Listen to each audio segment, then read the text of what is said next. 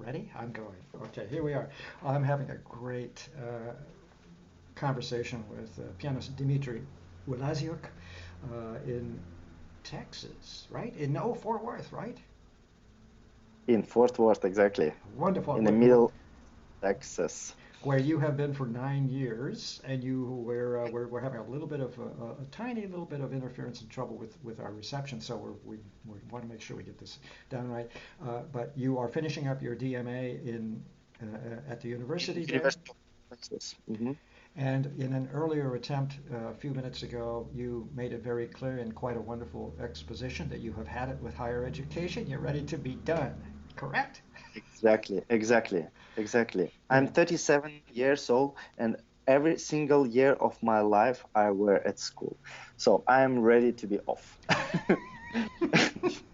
Oh, I'm so sure you speak for thousands and thousands of grad students who are reaching this point. So you did have your dissertation, or you turned in your dissertation or something today? There's something big I'm about today. just writing it right now. Yeah, I'm just working on the topic, on the proposal. My topic will be, I mean, I am focusing on repertoire that is not very known, but in my kind of point of view is very interesting, and I don't think it's fair for some of the composers not to be played, especially that in our days, I mean, in my field, in piano performance, especially in concertos, it's kind of the repertoire is so wide, but public, I don't know, or this is the management problem, or this is kind of very narrow taste of the public. I don't want to say anything bad, but I think that we all play the same repertoire, same concerto. Concerto Tchaikovsky, Rachmaninoff, Prokofiev, maybe sometimes Grieg, Ravel, Brahms. But so many different composers who wrote beautiful music. And one of these pianist and the composer that my dissertation is focusing on is Emil von Sauer. I don't know if you're familiar with the pianist. He was studying with Rubinstein in Moscow, but he's famous as a Liszt pupil.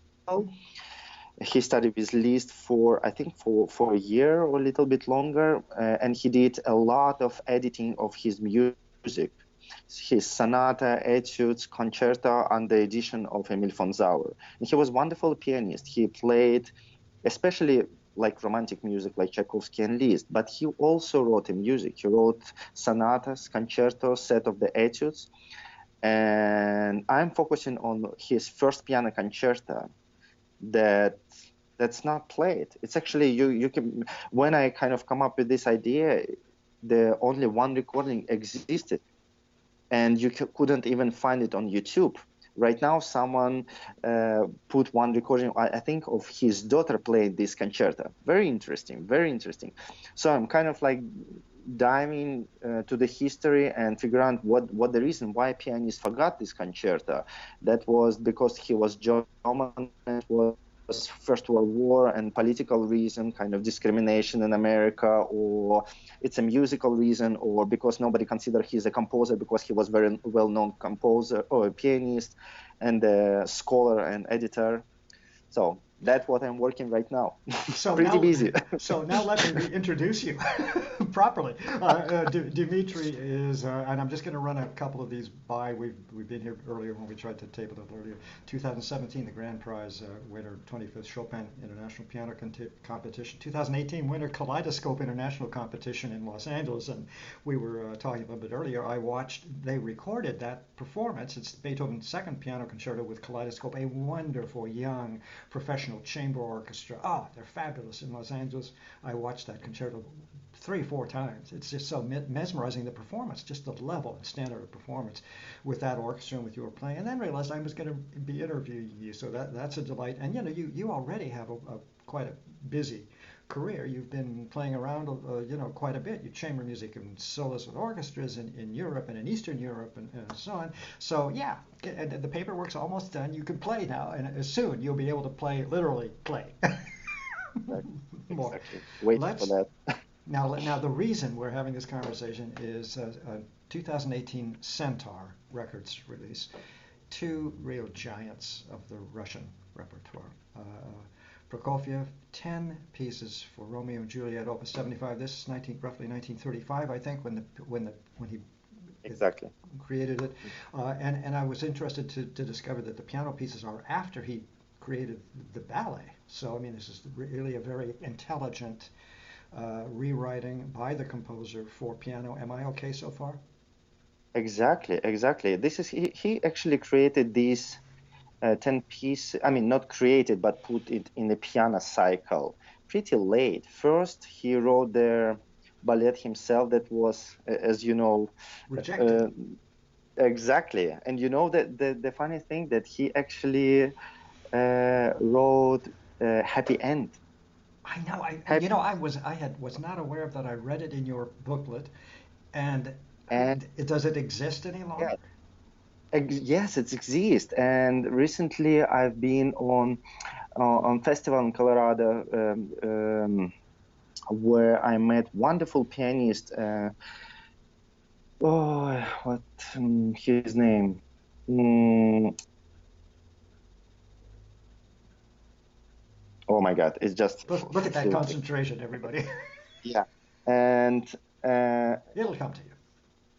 yeah, it's come. And he actually found the music and he performed that. Oh, what's his name? Totally forgot. But anyway, yes, and but of course it was rejected, so no happy end, blah blah blah blah blah blah. And then he created orchestra version, suite for orchestra. Which is Uh, devastating, magnificent, oh my stunning, God, exactly. incredible. And it's he included more numbers to the orchestra version, and the piano version is the most kind of like Condensed? short. Short, exactly. Yes, he included 10 pieces. Uh, yeah, and those pieces just amazing. You cannot stand. We'll talk about You, them a you, little you bit just more in a moment. I yeah. don't want to mention the other major Russian composer on this CD, and the pairing of these two, Rachmaninoff, Etude Tableau, the Opus 33. Etudes are narrative in nature, Hmm. yeah, and of course Exactly. Rachmaninoff says nothing about the narration, so Yeah. they're left to our imagination. Go. Yeah, but he called them étude tableau, which means like kind of scratch or artwork, right? The Scenes, nature, like scenes, yeah. yeah. And I think he did it on purpose. Instead of like programming each etude, he just let freedom to the performers to create their own images of the scene. That's And I right. think that it's very smart from his side to give a little bit freedom, because this music uh, can deeply dive the listener to strong experience with their own emotional life.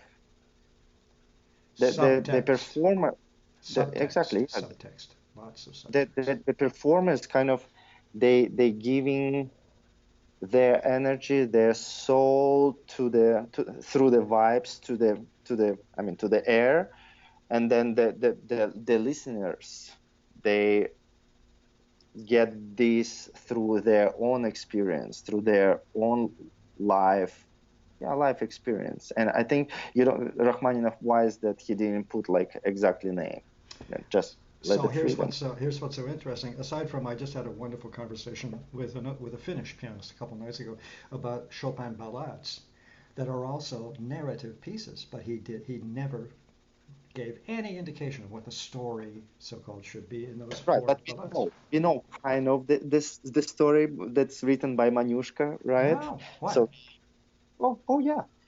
I mean, yeah. Do you know Stanislav Manushka? No, It's tell a me. writer from Poland. I mean, it wasn't. Oh, Chopin is another beautiful story. He, do you know when he born? He born in 1810. 1810, that's right. I thought 15, but 1810, and he is a Polish composer, correct? The most of his life he lived in France and Spain, right? Mallorca and Paris. But 1810, Warsaw was a Russian empire. So actually, technically, he born in Russian.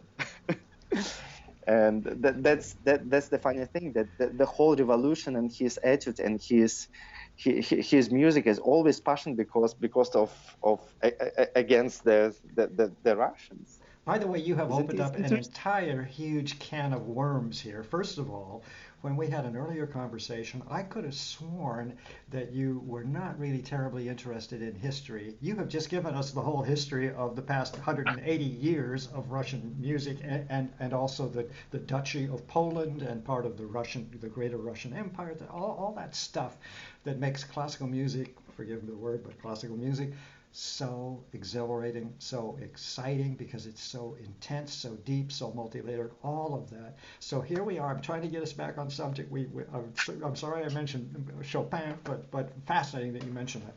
What I'm getting at is Prokofiev, the 10 pieces from Romeo and Juliet, very specific stories, very specific from the play. Rachmaninoff, the Etude Tableau, stories, but yeah, you got to figure out where they're going. I think that's brilliant. Now, did you slave over making that determination? Who told you, or did you tell yourself, or was there a visitation from a higher being that said, do the Prokofiev, do the Rachmaninoff on this CD?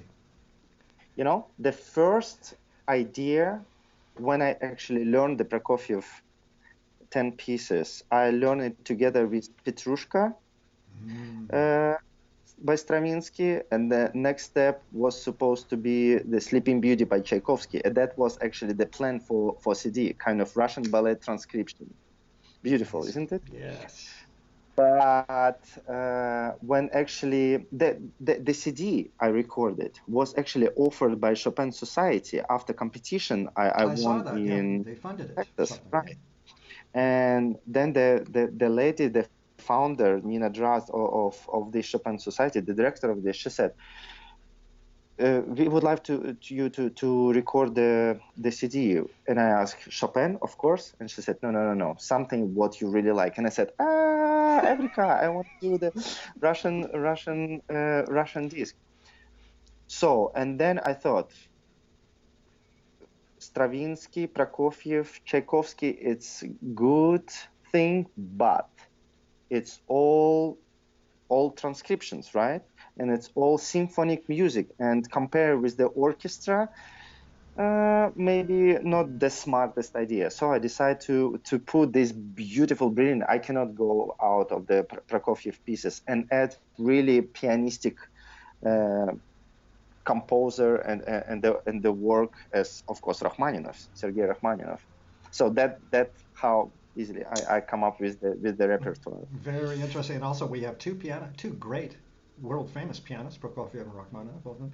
As we mentioned, not ad nauseum, I hope, but both had experienced the revolution in 1917 and had the chance to get out of the country, experienced the outer world for a bit. Both chose to come back, and so on. So they have so much in common in so many ways. Yeah.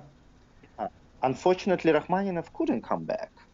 Oh, I thought he did come back to Russia in the 20s. Now you probably right, but when he exactly, yes, he stays in America and couldn't come back because and actually Rachmaninoff couldn't experience revolution. He went a little bit before. I mean, I don't remember the exact years when he left to America, but he always felt the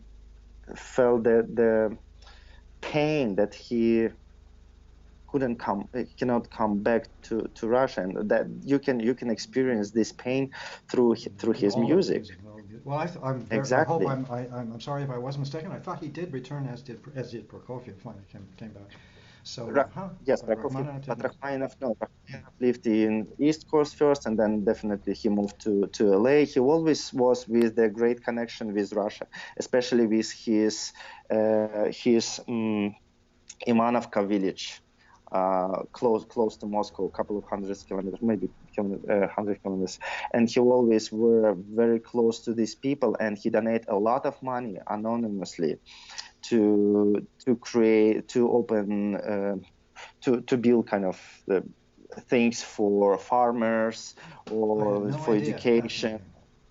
Yes, he was I see. very generous person. He Well, was so very that generous. that also helps explain then again. There's this strange, fascinating melancholia about Rachmaninoff's Oh, music. Now I'm sorry that I didn't realize that he had not ever returned. Well, there you go. That's a powerful and he was explanation for that. uh, so most of the time he was depressed, and not only because he kind of lived there, but he felt that he cannot write the music there.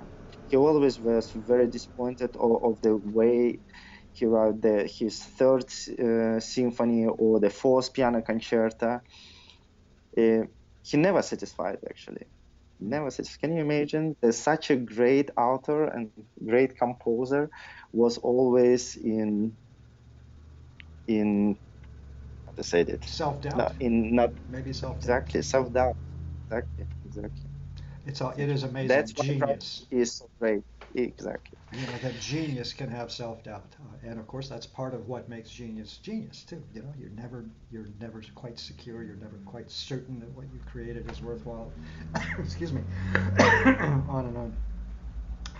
Let's do a little backstory.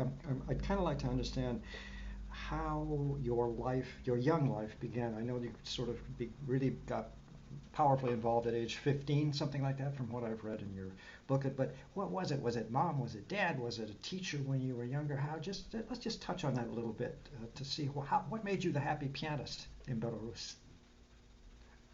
I born in music in on family of musicians. My mom were a viola player, Mm. and my dad were a clarinet player in a musical theater.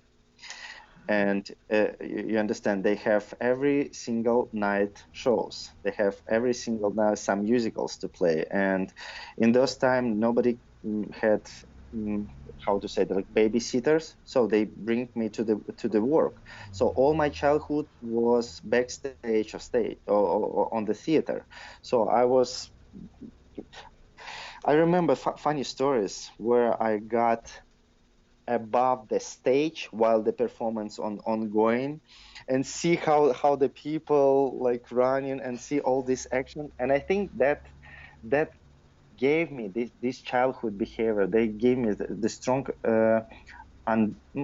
understanding, yeah, understanding of the act of the theater, because the music, this is the actually theater, especially if we're talking about Romeo and Romeo. Juliet. Yeah, exactly.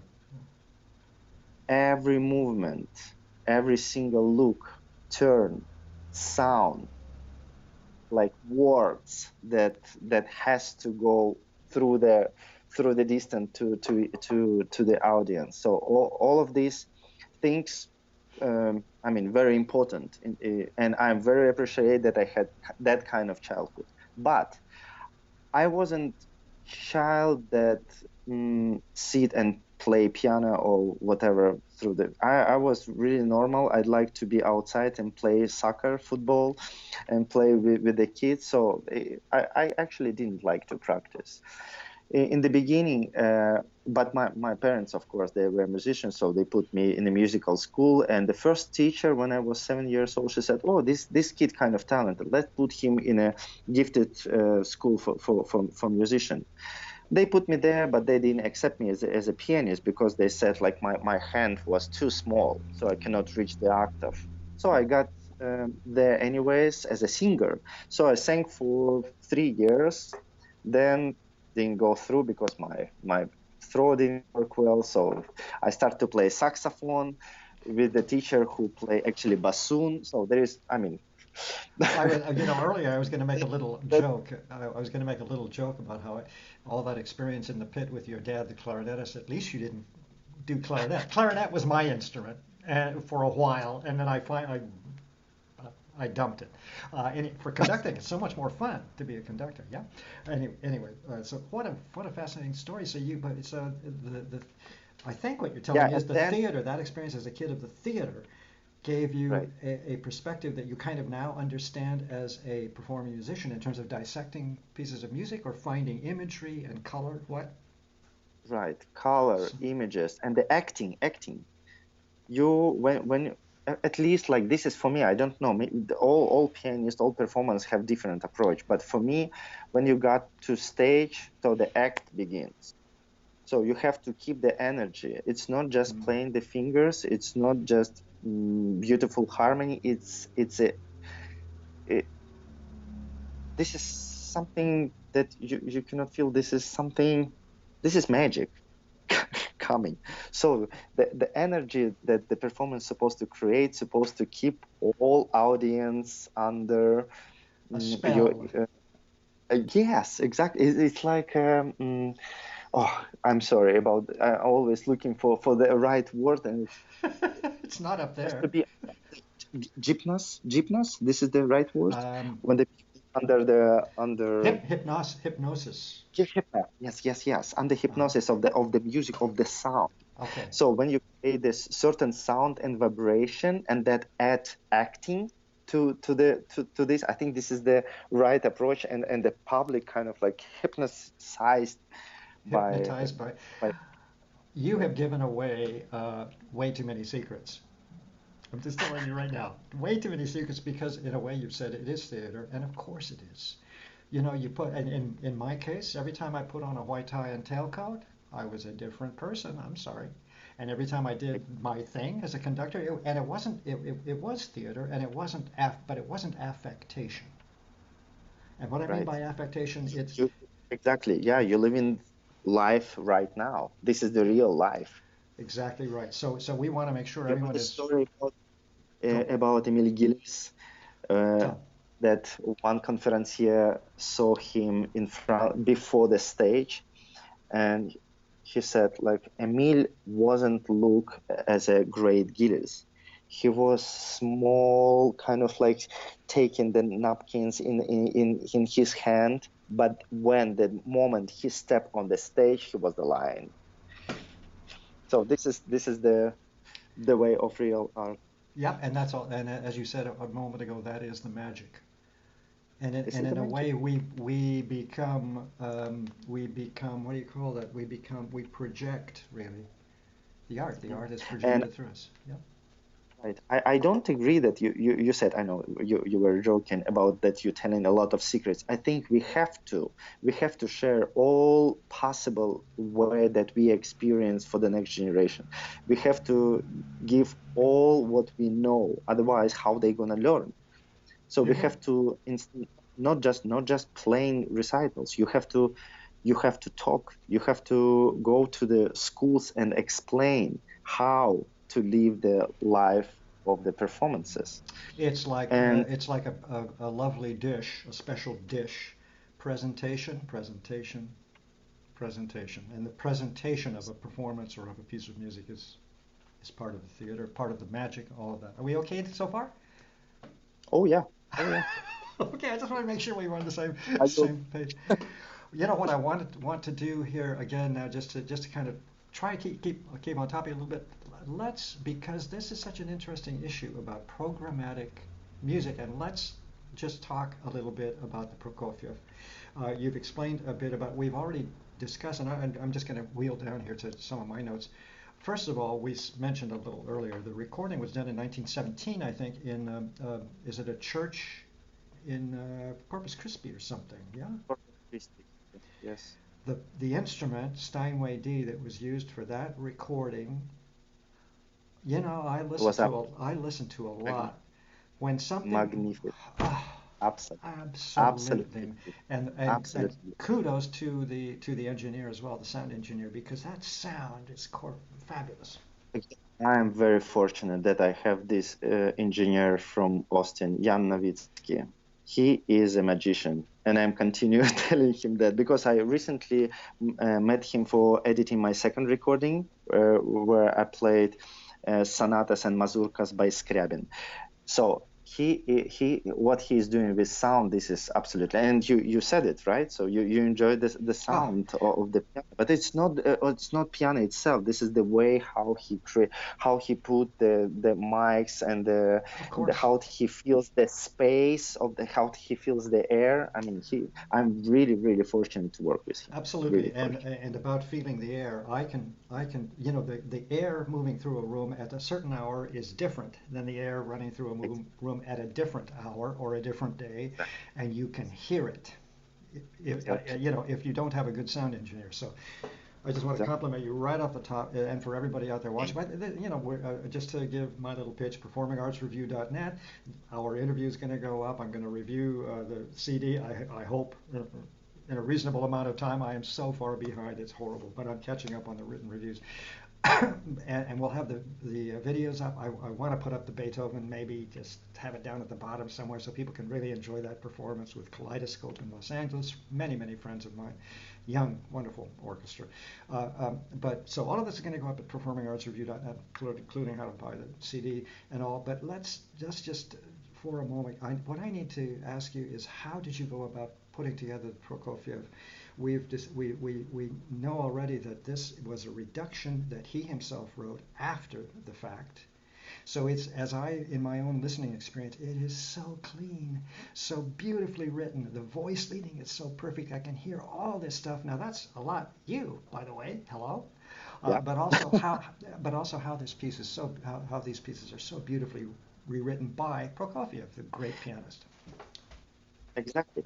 That the thing that he hear this music in the orchestra reduction, correct? So all these different instruments playing, especially like the first piece, the first piece of this cycle The is folk so dance. difficult because it's very repetitive. Is limited. It has like 3 4 motifs that goes all together over and over and over. And in the orchestra you have different instrument, different color, piano, forte, here, front, back, all of this kind that not giving you things that this is the same material over and over. But on the piano you have issue because you have to play over and over the same material, but on a kind of like flat instrument, right? So that was actually in challenges how to make different, not even sound, of course, sound, but the well, I don't know. There is no words to explain the differentiation of the sound because sound can be flat, sound can be white, sound can be vibrated, white vibrating, can be Yes. Yep. less Yep. Yep. vibrating, all dynamics, Uh-huh. all of this energy and dynamics. Color, color, That's color, that the color, thing. color. I mean, That's I mean, the magic is color, making color. that instrument speak color, and you are certainly a master of that. Also, the interpretation of I'm just overview of the Prokofiev. Of course, I've heard it a million times. I'm in love with it as an orchestral piece. It's just stunning. Uh, and again, to hear it so cleanly and so tightly and just so superbly written by the composer, and then your interpretations are, you've just finished explaining your dilemma, which was repetitive passages and how to make them interesting, if I understood you correctly. They are. Yeah. So kudos to you, congratulations, as in you clearly. It's not actually, I mean, this is the one side that I explain, but when you get to the music, at least for me, you see the picture immediately. You see the action. And of course, we were all in the ballet of Romeo and Juliet. You know what's going on. When you read the book, of course, you imagine the things, what happening. So all of this combination uh, in one person that I mean, in a way, when I'm playing, I'm the creator of the story, correct?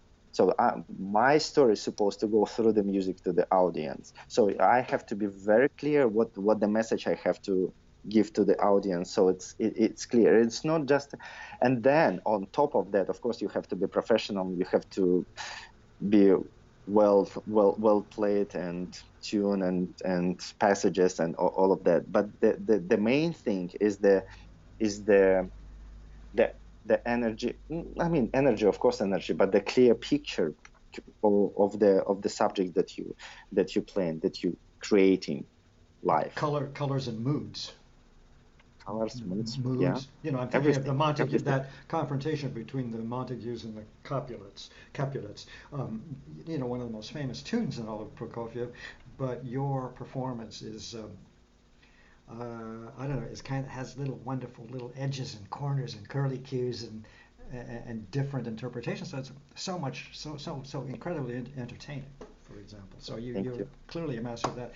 I was worried earlier that you had been had sort of dismissed the idea of history and having an historical context. I think when we were discussing how to prepare this, because I was so interested in both these composers who, again, Prokofiev, 20 years, basically 20 years before Prokofiev. Did I get that right? Rachmaninoff before Prokofiev, but still they lived in this same kind of period and yet had very interesting and different takes. Prokofiev is more literalist, of course, in this particular piece, Romeo and Juliet. He's very much sub-basement in some of the symphonies. I'm thinking of the Sixth Symphony of Prokofiev, which is all about militarism and fascists Exactly. and all of that as subtext. Now, how do we deal with this Rachmaninoff? Let's go on. I just said Rachmaninoff like a Yankee. I meant to say I meant to say Rachmaninoff. Let's look at the Rachmaninoff because these etude tableaux are, you know, he just describes them. Number one, F minor. You know, number two, C major. But they speak. What do they speak? Please tell me, because you had to have had some kind of ideas as you prepared these. Yeah. Absolutely, absolutely. Where to Do begin? you want me to tell about like from the very beginning Well, to the end? Well, why don't we get a first of all, why don't can I ask for an overview about how you prepare your imagination in executing etudes that are descriptive? How do you know there so, are the notes, now what? exactly. So you just play the notes and you start to create the thing. You start to see the thing while you're playing the music. I mean, when you play first, it's one impression. Then the next day, you're not satisfied what you did before. You go forward. You see more. You see, of course, more color. Then you create the story, your own story. Maybe it's not totally. Maybe it's not like fits the story that might be supposed to like think Rachmaninoff thought about, or the critiques that wrote about this edit previously. So your story is supposed to be strong, very strong, and actually it's not necessary that the performer is supposed to like verbally say about this story that he is playing, right? He has, as we talked already, I don't know it was on the recording or not, that the performer has to give the option for the audience to feel and experience this through their own life, through their life experience of their own things. Because every single person that coming to the whole listen the music or listen the recording at home or in the car, they experience every single day different emotions, right? Sometimes he's thinking about his love, sometimes working problems, or many other things. And through this, when you listen to Rachmaninoff music, especially romantic music with the deep and beautiful, I mean, the harmony and the melody, that gives the listeners the feeling of their soul right away, right there. Of course, the emotions while they're moving through the life, yes, but the music gives opening. Music, this is the key of the door of the emotions of our soul. And I hope my interpretation of Rachmaninoff give this key to the audience, to the I'm glad people. you gave yourself some credit, because it's one thing to understand maybe in your mind a story, but it's quite another to be able to convey that story, especially a story in music or even story whatever this mood thing is, Exactly. and any one of these etudes, how to make sense of them. So, you know, we can congratulate you on making sense of them, for starters, just technically speaking, and this magic. You know, the word has come up more than once, and that's what our profession is, this magic. If we have the magic, if we can make the magic happen, whatever that is, so that an audience can lose themselves in an imaginative journey. This Yeah. exactly. This is the actually why the musical performance exists. to give opportunity people through the sound and vibes lose themselves to a totally different dimension, Yes, and as you know, dimension of beauty. and also we've heard most of us in the profession have heard this music over and over and over again, a million times here, there, and everywhere. And it's And never bored. thank you. Always, especially with great art, and of course this is great art. With these two superb pianists, let me just kind of ask one last question, then we'll do a little overview. Um, what about execution? I mean, really, there's just the technical execution. Did you sit down with both of these two wonderful professional pianists anyway, career pianists, and say, this works just fine? Or did you go, oh my God, why did he, what? I mean, how tough were they? How easy were they? How comprehensible to a fellow pianist were they? That make any sense? Oh, I think no. Uh, It didn't make any in sense? my, in my case, it's two different personality that has their own path of life that create wonderful art and leave it for the next generation. Absolutely, but what about the technical writing? In other words, these two professional pianists writing this music, did you run into any trouble, or did it just fall to the fingers? That's what I'm asking. And it's just you need to practice to be able to solve this problem. This is not what we need to talk about. I mean, if you just need to practice and solve this problem. And I was very lucky that I have wonderful teachers in my life that support me and show me the right path, the way how we're supposed to. The professionally, the technically, how we're supposed to achieve this. It's not a perfection actually. I know a lot of people that thinking only about this thing, but I tell you one thing at the end. You cannot play first or approach technical things and then add music to it. It doesn't work. You have to first dive deeply to the music and then technique come up, itself. Ooh, very nice. It works absolutely the Boy. different way. I'd love to see if I Go, sorry. Yeah, you cannot work technically, because technique, this is what is technique? It's just a tool. It's when you speak, you're not thinking about the words. No, I'm thinking because I'm bad in English, but but usually when we speak, we just speak, we express our emotion or our thoughts, right? So the same with music. You express, and the tools that you have in your fingers, it appears. It's all combinations, all muscles, all sensitive things like the earrings, smelling sometimes. All supposed to work together. Okay. And then magic happens, right? We're going to wind it down on that beautiful sentence, but I want to make sure that everybody understands a little something here. You have just described the difference between artists and technicians. Plenty of times I've heard, for example, the Prokofiev played by technicians. Nothing. Zero. Zed. There's nothing deep. There's nothing exhilarating. There's nothing profound. There's just beautiful, fabulous technique. Okay? Not satisfying. Clearly, as you have just described, you plunge in first from the emotional point of view. Correct me if I'm wrong. You first of all, and it's so important. You have to become engaged in even a novel that you're reading. You have to become engaged in order to understand it. Yeah. You cannot work difficult music start from technical problem, like Brahms' variation on Paganini theme. It's a lot of difficult things, but it doesn't work. I tried and I worked like technically, it doesn't work. And at the moment I hear the music there and the story behind the music and why the Brahms wrote this, it's not just the technical things. It's not the etudes or Chopin etudes. You can harm your arms if you're going to practice as a technical etude. That's why Chopin etude, it's not an etude actually, as a Rachmaninoff etude. It's a piece of art. And if you put in this perspective, then technical issue is not an issue.